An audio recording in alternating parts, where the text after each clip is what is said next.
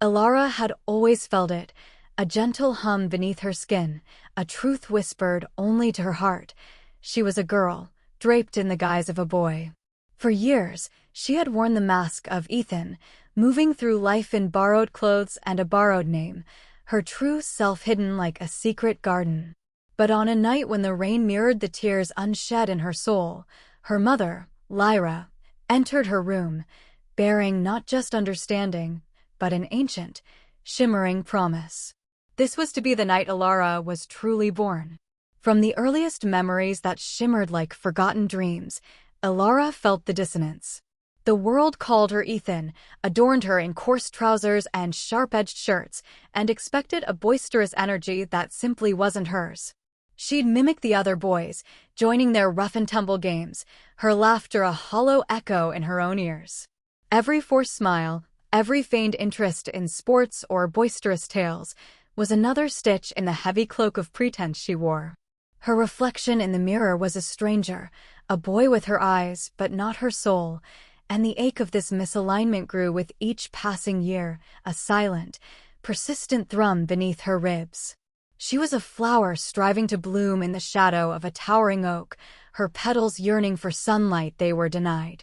Her secret became her constant companion, a silent weight that pressed down on her chest, making every breath a conscious effort.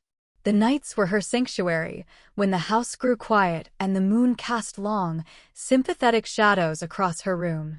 It was then that the truth, long suppressed, would finally break through, not as a thunderclap, but as a gentle, insistent whisper. You are not him.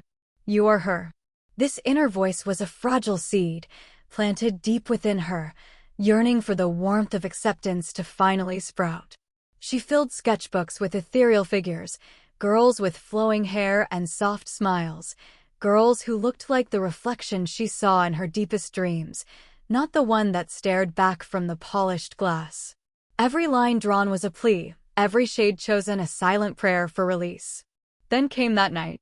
The rain was not just drumming, but drumming a mournful symphony against the roof, mirroring the tempest within Alara's heart. The world outside felt hushed, subdued, quiet enough for secrets to finally unfurl. Just as Alara felt she might drown in the silent current of her own unspoken truth, her bedroom door creaked open.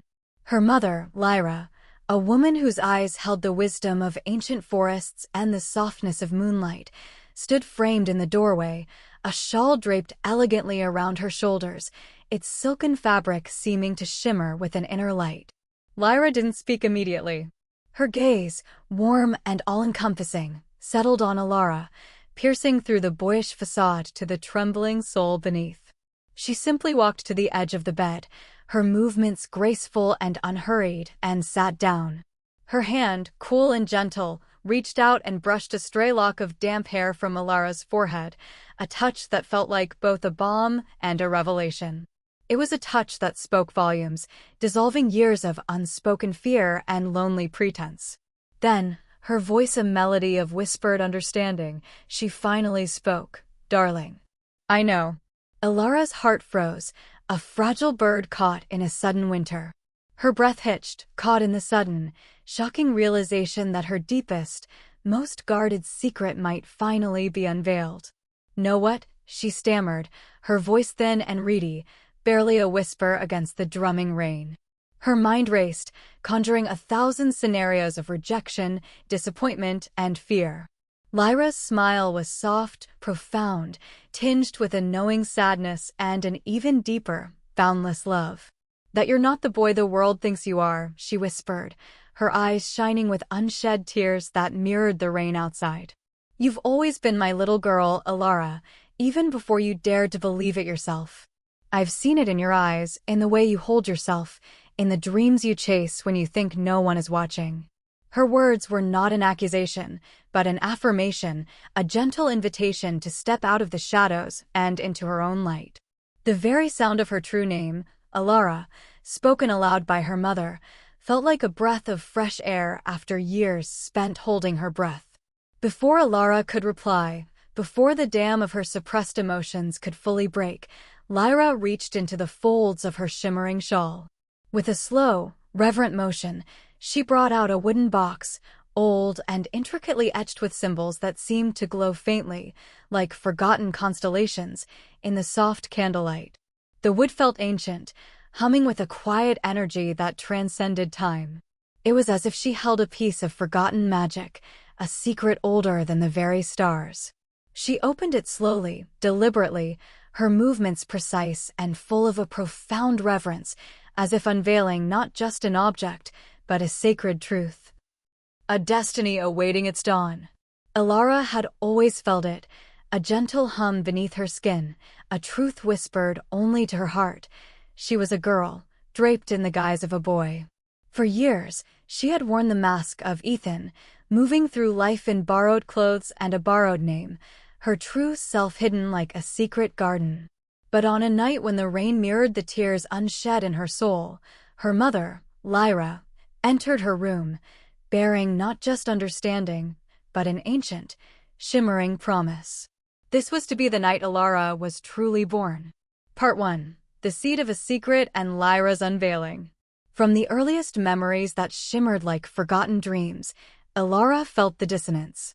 The world called her Ethan, adorned her in coarse trousers and sharp-edged shirts, and expected a boisterous energy that simply wasn't hers. She'd mimic the other boys, joining their rough-and-tumble games, her laughter a hollow echo in her own ears. Every forced smile, every feigned interest in sports or boisterous tales, was another stitch in the heavy cloak of pretense she wore. Her reflection in the mirror was a stranger, a boy with her eyes but not her soul, and the ache of this misalignment grew with each passing year, a silent, persistent thrum beneath her ribs. She was a flower striving to bloom in the shadow of a towering oak, her petals yearning for sunlight they were denied. Her secret became her constant companion, a silent weight that pressed down on her chest, making every breath a conscious effort. The nights were her sanctuary, when the house grew quiet and the moon cast long, sympathetic shadows across her room. It was then that the truth, long suppressed, would finally break through, not as a thunderclap, but as a gentle, insistent whisper. You are not him. You are her. This inner voice was a fragile seed, planted deep within her, yearning for the warmth of acceptance to finally sprout. She filled sketchbooks with ethereal figures, girls with flowing hair and soft smiles, girls who looked like the reflection she saw in her deepest dreams, not the one that stared back from the polished glass. Every line drawn was a plea, every shade chosen a silent prayer for release. Then came that night. The rain was not just drumming, but drumming a mournful symphony against the roof, mirroring the tempest within Elara's heart. The world outside felt hushed, subdued, quiet enough for secrets to finally unfurl. Just as Elara felt she might drown in the silent current of her own unspoken truth, her bedroom door creaked open. Her mother, Lyra, a woman whose eyes held the wisdom of ancient forests and the softness of moonlight, stood framed in the doorway, a shawl draped elegantly around her shoulders, its silken fabric seeming to shimmer with an inner light. Lyra didn't speak immediately. Her gaze, warm and all-encompassing, settled on Elara, piercing through the boyish facade to the trembling soul beneath. She simply walked to the edge of the bed, her movements graceful and unhurried, and sat down. Her hand, cool and gentle, reached out and brushed a stray lock of damp hair from Elara's forehead, a touch that felt like both a balm and a revelation. It was a touch that spoke volumes, dissolving years of unspoken fear and lonely pretense. Then, her voice a melody of whispered understanding, she finally spoke. Darling. I know. Elara's heart froze, a fragile bird caught in a sudden winter. Her breath hitched, caught in the sudden, shocking realization that her deepest, most guarded secret might finally be unveiled. Know what? She stammered, her voice thin and reedy, barely a whisper against the drumming rain. Her mind raced, conjuring 1,000 scenarios of rejection, disappointment, and fear. Lyra's smile was soft, profound, tinged with a knowing sadness and an even deeper, boundless love. That you're not the boy the world thinks you are, she whispered, her eyes shining with unshed tears that mirrored the rain outside. You've always been my little girl, Elara, even before you dared to believe it yourself. I've seen it in your eyes, in the way you hold yourself, in the dreams you chase when you think no one is watching." Her words were not an accusation, but an affirmation, a gentle invitation to step out of the shadows and into her own light. The very sound of her true name, Alara, spoken aloud by her mother, felt like a breath of fresh air after years spent holding her breath. Before Alara could reply, before the dam of her suppressed emotions could fully break, Lyra reached into the folds of her shimmering shawl. With a slow, reverent motion, she brought out a wooden box, old and intricately etched with symbols that seemed to glow faintly, like forgotten constellations, in the soft candlelight. The wood felt ancient, humming with a quiet energy that transcended time. It was as if she held a piece of forgotten magic, a secret older than the very stars. She opened it slowly, deliberately, her movements precise and full of a profound reverence, as if unveiling not just an object, but a sacred truth, a destiny awaiting its dawn. Alara stared at the glowing vial and the rose-etched syringe, her heart a frantic drumbeat against her ribs. The air in the room thrummed with an unspoken energy, a palpable tension between the fear of the unknown and the magnetic pull of her deepest truth. This wasn't just a choice, it was a precipice, a point of no return that promised either boundless liberation or unimaginable regret. The fantastical nature of it, the ancient magic woven into its very essence, defied all logic, yet in the profound depth of her mother's eyes, Alara saw only certainty, only love. Her mind flashed through years of hidden pain, the forced laughter, the uncomfortable clothes, the constant vigilance to maintain a facade that chafed against her very soul. She saw the drawings of the girl she dreamed of being, the whispers in the night, the profound, agonizing ache of feeling fundamentally wrong in her own skin. And then, Lyra's words echoed in her mind, "You've always been my little girl." It was a lifeline thrown into a raging sea of self-doubt. The fear, though still present, began to recede, dwarfed by an overwhelming, incandescent hope that blossomed in her chest. Tears, hot and cleansing, spilled down Alara's face, not tears of sorrow, but of an overwhelming, indescribable relief. This was it. This was the moment she had unknowingly waited for her entire life. She took a shuddering breath, her gaze firmly meeting her mother's. With a trembling nod that was both fragile and fiercely determined, she whispered, "Yes. I'm ready, Mama. I'm ready to come home." A gentle, knowing smile graced Lyra's lips, reflecting the moonlight that had now broken through the clouds. With hands as delicate as falling petals, yet imbued with an ancient strength, she carefully uncorked the glowing vial. The pearly liquid seemed to hum with anticipation, radiating a soft warmth. Then, with an almost ritualistic grace, she drew the shimmering potion into the silver syringe, its intricate engravings glinting in the faint light. The act was performed with such reverence, such care, that it transformed the simple preparation into a sacred ceremony. Lyra then gently grasped Alara's trembling arm, her touch reassuring and grounding. "Close your eyes, my darling," she murmured, her voice a soft lullaby of love and anticipation. "Let go of all that was and embrace all that is to be. Trust the magic within you and the magic of our lineage." Alara obeyed, her heart thundering a wild rhythm against her ribs. She felt the cool, almost imperceptible touch of the needle against her skin, a feather-light brush rather than a sting. As the pearly liquid began to enter her veins, a warmth spread through her, radiating outwards from the point of injection. It wasn't the sharp, medicinal burn she had anticipated, but a radiant, golden glow, like the very essence of the sun rising beneath her flesh, chasing away years of internal coldness. Her heartbeat thundered in her ears, each pulse a powerful beat of transformation. Her vision, though her eyes were closed, blurred with kaleidoscopic patterns, not merely darkness, but a vibrant tapestry of colors and shapes. She felt a profound sensation, as if the very atoms of her being were rearranging themselves, dancing to an ancient, forgotten melody. She thought she saw feathers, soft and iridescent, swirling through the air around her, interwoven with delicate flowers blooming in impossible hues and rivers of pure, liquid light flowing through the ethereal space behind her eyelids. The world tilted, a gentle, cosmic shift, reshaping itself around her, carrying her away on a current of pure magic. A wave of serene exhaustion washed over her, wrapping her in a cocoon of warmth, and she drifted into a deep, dreamless sleep, cradled by the starlight and the promise of a new dawn. When Alara awoke, it was not to the lingering shadows of night, but to the soft, golden caress of dawn spilling through her window. The air felt different, lighter, imbued with a fresh, almost shimmering quality. Her body felt profoundly changed, too, not just lighter, but softer, more supple, subtly reshaped in ways her sleepy mind couldn't yet fully grasp. A new energy coursed through her, vibrant and electric, yet profoundly calm.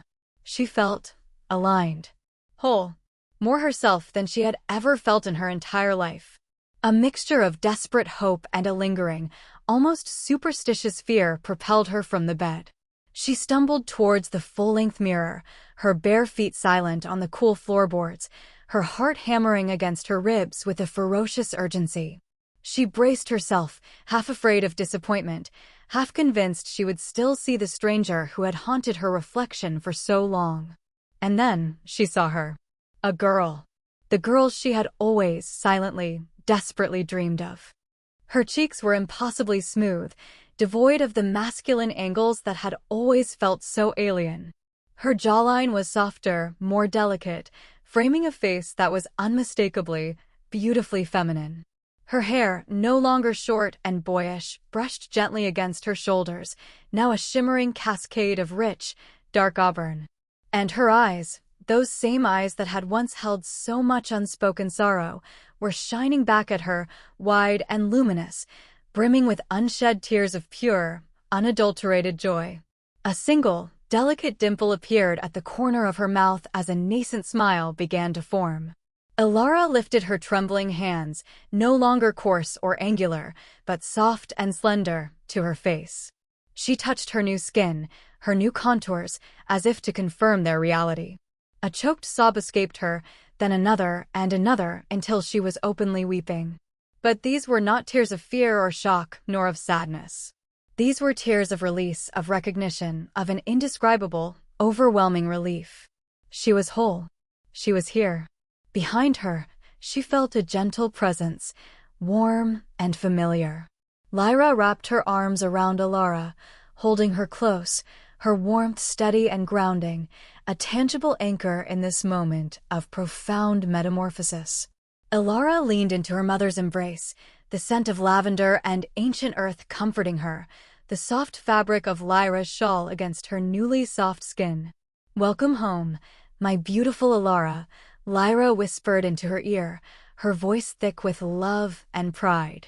"Welcome to yourself. You are finally here. And you are magnificent." For the first time in her life, Alara truly smiled into the mirror, a genuine, radiant smile that reached her shining eyes. There was no pretending, no hiding, no mask. She was Lyra's daughter. She was herself. And this, she knew with a certainty that resonated through every fiber of her being, was only the glorious beginning of her story. The first few days were a blur of overwhelming joy and cautious adjustment. Alara moved through the familiar rooms of her home with a newfound grace, her steps lighter, her posture more open. Every touch, every movement, was a revelation. The feel of soft fabrics against her newly delicate skin, the subtle sway of her hair, the very cadence of her breath, everything felt exquisitely right. Her mother, Lyra, was a constant, loving presence, guiding her through this miraculous transition. She helped Alara choose her first truly feminine clothes, simple dresses and soft blouses that felt like a second skin, each piece a tangible affirmation of her true self. They spent hours talking, not about the past, but about the vibrant, limitless future that now lay before them. Lyra shared stories of their family's matriarchs, women of strength and spirit, weaving a rich tapestry of heritage that Alara now proudly felt a part of. Yet, beyond the sanctuary of their home, the world remained largely unaware. Ilara knew the moment of revelation to others would come, but for now, she reveled in the quiet, private joy of her transformation. She would spend hours in her room, not just admiring her reflection, but experimenting with gentle makeup, discovering the contours of her new face, learning to embody the woman she saw in the mirror. With Lyra's guidance, she began to practice softening her voice, allowing her inner femininity to resonate outwards, a subtle yet powerful shift. The sense of profound peace that settled over her was unlike anything she had ever known, a deep well of calm that had replaced years of gnawing anxiety. However, the world outside their magical bubble, though momentarily quiet, was still the same world Ilara had once feared. Her father, a kind but traditional man named Gareth, was away on an extended business trip, blissfully unaware of the profound metamorphosis that had occurred. Ilara and Lyra decided, with a heavy heart, that they would wait for his return before sharing the news. The magic of the potion was a deeply personal, sacred gift, and they knew Gareth's logical mind might struggle with its fantastical origins. They would frame it as a natural, albeit sudden, blossoming, focusing on Ilara's undeniable happiness and peace. The greatest immediate challenge, however, came from a completely mundane, yet terrifying source: school. Ilara had to return, and the thought filled her with a familiar dread, despite her new confidence. How would her former classmates react? The boys who had once mocked Ethan for his perceived softness, the girls who had often overlooked him, how would they see Ilara? The bullying, though never reaching the extreme levels of physical violence, had been a constant low hum of derision and exclusion, enough to chip away at her self-worth. Now, with such a dramatic shift, the potential for cruelty felt immense. On her first day back, dressed in a simple, elegant skirt and blouse, her hair artfully styled, Ilara walked through the school gates with a mixture of steely resolve and a pounding heart. Whispers immediately erupted, turning into open gasps as she moved through the crowded hallways. Faces she had known for years were now contorted with shock, confusion, and sometimes a dawning awe. Some pointed, some giggled, but many simply stared, utterly bewildered. Then she saw him. Orion. One of the boys who had often joined in the taunts against Ethan, a tall, athletic boy with a reputation for being rough around the edges, but never truly malicious. He stood with his usual group of friends, his eyes wide with surprise. As Ilara's gaze met his, something unexpected happened. Instead of the usual sneer or dismissive glance, Orion's expression softened, a flicker of something akin to admiration or even wonder crossing his face. He quickly looked away, a faint blush rising on his cheeks, but the brief exchange left Ilara profoundly unsettled. It wasn't the outright hostility she had braced for, it was something far more complex. Later that day, during lunch, Ilara sat alone, carefully picking at her food, still acutely aware of the curious glances. A small, folded note landed quietly on her tray. She looked up, but saw no one directly approaching. Hesitantly, she unfolded it. The handwriting was surprisingly neat, though slightly rushed. "I saw you today. You look radiant. And familiar, somehow. I don't know who you are, but I hope you're okay. And I hope you find what you're looking for. L." Ilara frowned. L. She scanned the cafeteria, her gaze sweeping over the various cliques, but no one seemed to be paying undue attention. The note was anonymous, yet surprisingly kind, completely unlike the snarky comments or mean-spirited jokes she had expected. It was a tiny, unexpected glimmer of warmth in the cool, uncertain landscape of her first day back. This small act of kindness, from an unknown source, planted a curious seed of hope in her heart, a whisper that perhaps, just perhaps, the world might not be as uniformly hostile as she had always feared. The path ahead was still fraught with unknowns, but this subtle shift, this unexpected note, suggested that even in the most familiar places, new allies and unexpected kindnesses might be waiting. The anonymous note, a small beacon of kindness in the tumultuous sea of school, continued to intrigue Ilara. She reread it countless times, searching for clues, for an identity behind the enigmatic L. The sincerity of the words, the acknowledgement of her radiant change, offered a quiet comfort that slowly began to temper the lingering anxiety of public scrutiny. While most students continued to stare or whisper, the blatant hostility she had braced for never fully materialized, replaced instead by a pervasive, if sometimes uncomfortable, curiosity. It was as if her sudden transformation had stunned them into a bewildered silence, unsure how to categorize or confront her. Yet, this fragile peace was precisely what made the impending return of her father, Gareth, feel like a looming storm. Lyra, with her intuitive wisdom, advised patience, suggesting they allow Alara to settle into her new identity before facing his pragmatic sensibilities. They continued to frame Alara's blossoming as a rapid, natural development, omitting the magical origins of the potion, knowing that Gareth's logical mind would struggle with such fantastical explanations. He was a man who believed in hard facts and visible truths, and their family's ancient magic was decidedly neither. The quiet, almost reverent way her mother spoke of the natural unfolding of a rare spirit was a narrative they hoped Gareth would accept. Alara, meanwhile, found solace in the routine of her online studies, diving into subjects that fueled her intellect and imagination, using her newfound focus to excel. She also spent hours in the local library, not only for academic purposes, but also drawn to the hushed atmosphere, where she could observe without being observed, and where the scent of old books offered a sense of grounding amidst her extraordinary reality. It was during one such library visit that Alara encountered Orion again. He was in the reference section, poring over a history textbook, looking surprisingly studious.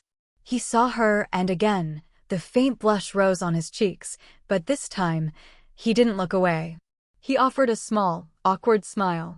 "Hey," he mumbled, then corrected himself, hi. "I mean, you look good."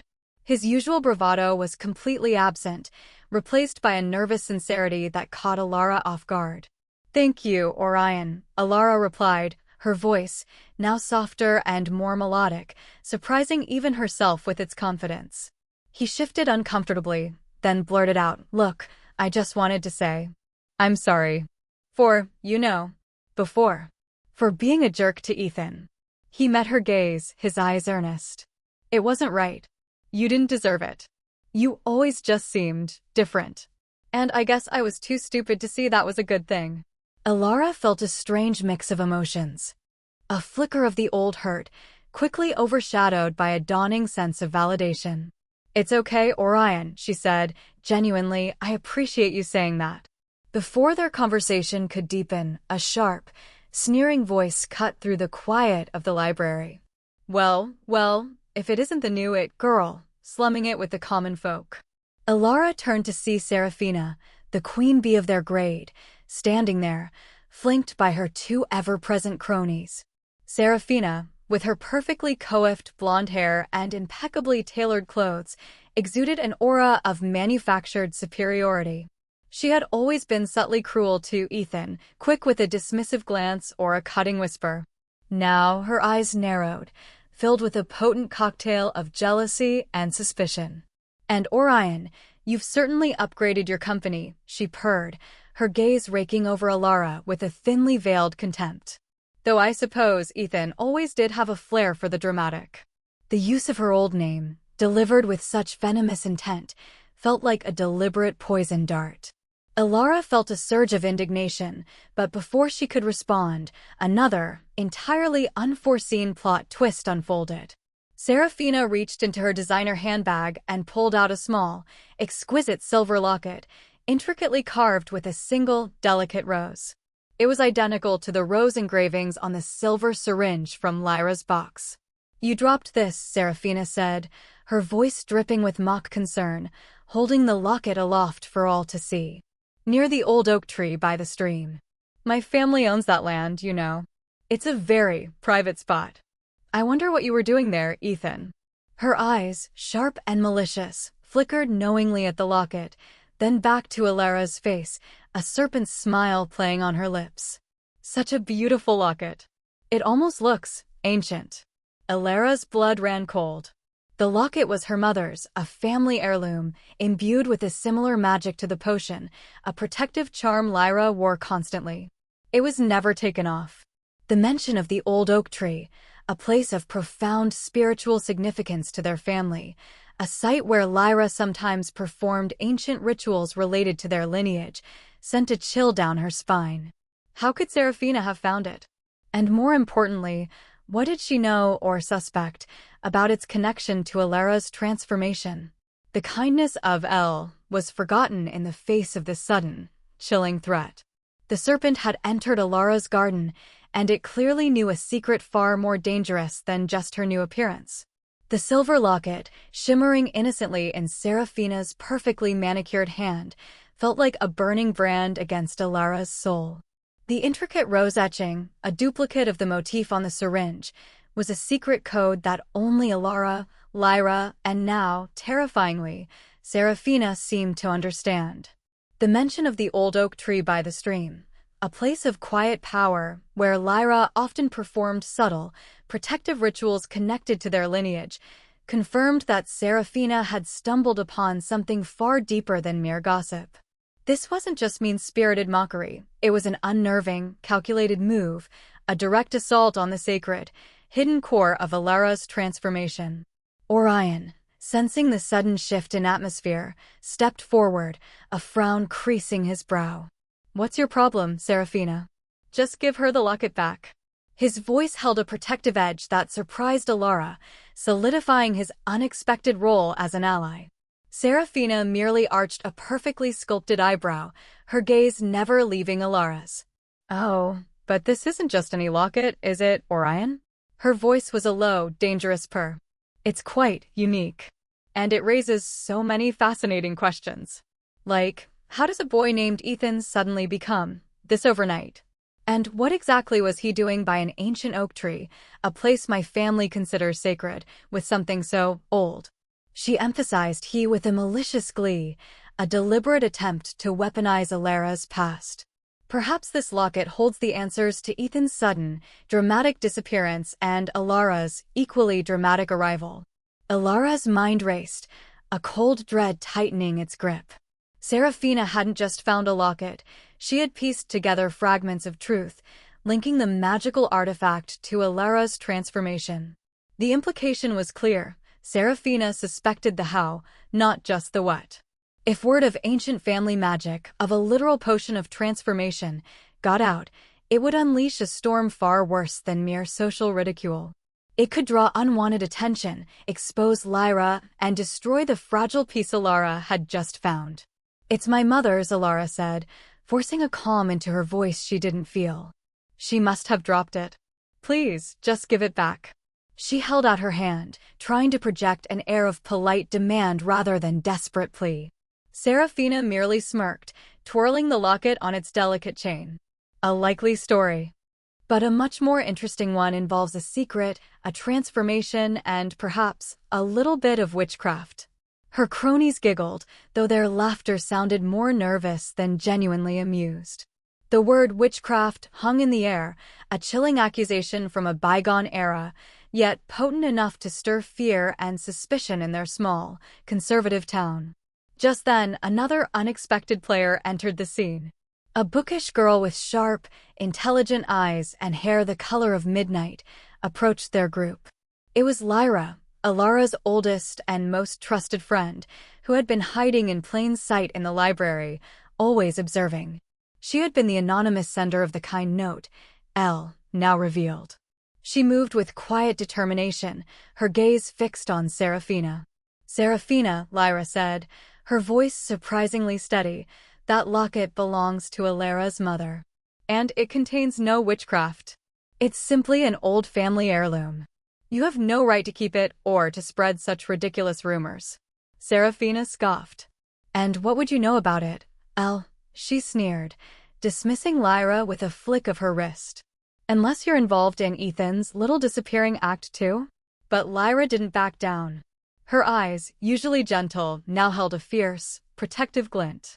"I know enough to know that your family, Serafina, has a long history of acquiring things that don't belong to them.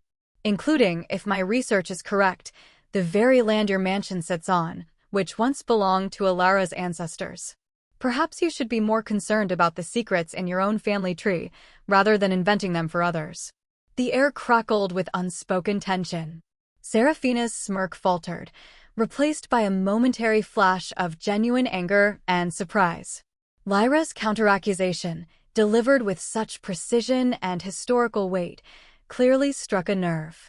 The reference to stolen land, an old town legend, was a tactical masterstroke.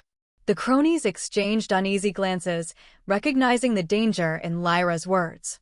Seizing the moment, Orion stepped forward again, his voice firm. "Give her the locket, Serafina. Now. Or I'll make sure everyone in this library hears about your family's acquisitions again." His threat, while simple, carried the weight of his family's long-standing local influence, a power that even Serafina couldn't entirely ignore. Outmaneuvered and cornered, Serafina's face contorted in a sneer of pure rage, but she clearly saw the trap she had fallen into. With a theatrical sigh of disdain, she tossed the locket onto a nearby table, where it clattered harmlessly. "Fine," she spat. "Keep your precious trinket. But this isn't over, Alara. Not by a long shot. I'll find out your real secret. And when I do, everyone will know what a true freak you are." With that final, venomous promise, she stalked out of the library, her cronies scrambling to follow, leaving a lingering scent of expensive perfume and malice in her wake. Alara quickly retrieved the locket, clutching it tightly. Her heart was still pounding, but a new feeling, a powerful surge of gratitude and awe, washed over her as she looked at Lyra, then at Orion. These two, from opposite ends of her social spectrum, had unexpectedly risen to her defense. "Thank you, both of you," Alara whispered, her voice thick with emotion. "You didn't have to do that." Lyra offered a small, knowing smile. "Of course we did, Alara. We protect our own." She glanced meaningfully at the locket in Alara's hand. "We have to be more careful, Alara. Serafina is dangerous, and she has a keen nose for secrets. She suspects the magic, not just the change." Orion nodded, his earlier awkwardness replaced by a serious intensity. "She's right. Serafina's dad is a big-shot lawyer. If she thinks there's something really weird going on, she'll dig until she finds it." He looked at Alara, a question in his eyes, a silent plea for an explanation, but he didn't press. "Just be careful, Alara." As they left the library, the quiet hum of everyday life had returned, but for Alara, the world had irrevocably changed. Serafina's confrontation, Lyra's protective reveal, and Orion's unexpected loyalty had woven a complex web of alliances and threats. Her magical transformation was no longer a private miracle. It was a closely guarded secret under siege, its safety now dependent on the very real, often dangerous, world outside. The serpent was indeed in her garden, but now Alara had allies, ready to help her face its venom. The quiet peace was over. The true battle for her identity had just begun.